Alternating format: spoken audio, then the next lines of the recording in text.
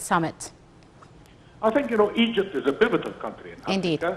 And the participation of His Excellency the President is a boost to the African and European efforts Yes. for cooperation in the continent. This is the sixth Afro-European summit. Mm-hmm. It is held under a very important slogan: security, health, and stability. Mm-hmm. You cannot have progress, you cannot have development without security and stability. And third edition, health, is, I think, by high time we emphasize the importance of health in Africa, because health and disease are one of the major obstacles for the progress of Africa. Yes. We have been discussing in this summit the COVID-19. But I mean, COVID-19 is not the primarily important issue Yes. in Africa. You have malaria, you have dengue fever, you have AIDS. All of these are rampant in Africa. But of course, under the circumstances of today, the COVID is shadowing everything else. Yes. And I think this summit also has a very important issue. It is held in a pragmatic and business-like way. Mm-hmm. They, rather than an oratory platform, Yes. they have formed 7 roundtables to have discussions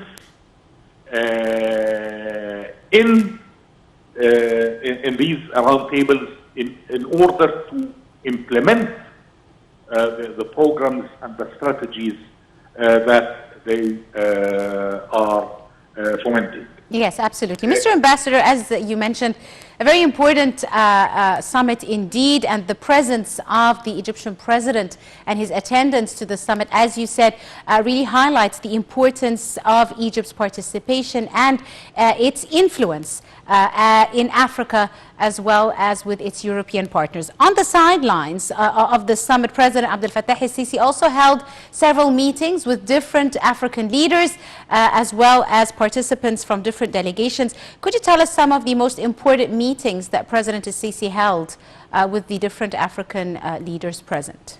Let me tell you something. Yes, Mr. Ambassador. Summits are very important fora in which leaders meet.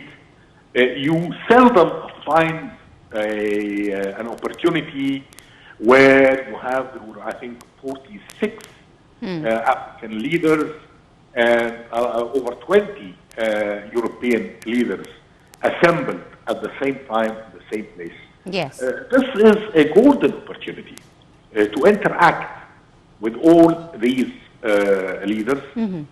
Let me also emphasize something that should be taken into consideration, that this meeting is being held under, I think, very somber circumstances with the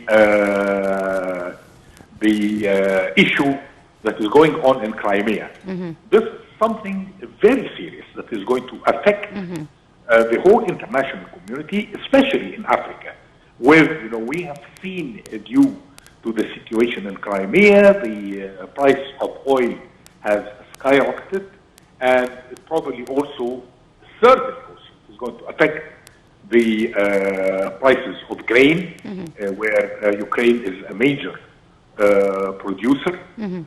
So this, the issue of food security and the issue of oil are very important issues in the African continent, where the economies are very fragile at this juncture of time.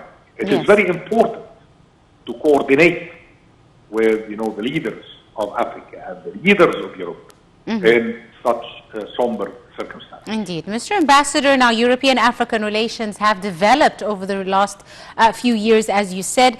Could you tell us a bit some of the most important features of this development, especially that the European countries have pledged investments, especially in African nations regarding infrastructural development in lots of African nations amounting to $300 billion US dollars?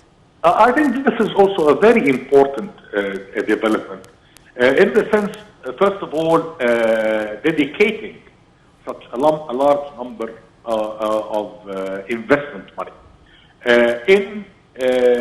during, I think, the next 7 years, and also underlining that this investment should primarily go to the infrastructure and to the health and to the digital network, which is, I think, the digital network is a jumping board to the future.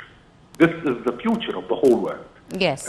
You cannot lag behind in this issue.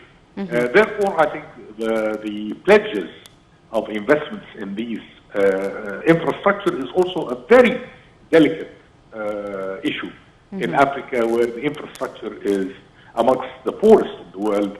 And in order to have development and in order to have cooperation, you have to have the infrastructure to support this development. Indeed. Mr. Ambassador, one final question, sir. How do you see the granting of a number of African countries, including Egypt, the mRNA technology of vaccine manufacture, especially in light of the coronavirus pandemic? I think, the ambassador, the president has stressed that, Egypt has a very advanced base, medically and industrially, to produce the vaccine.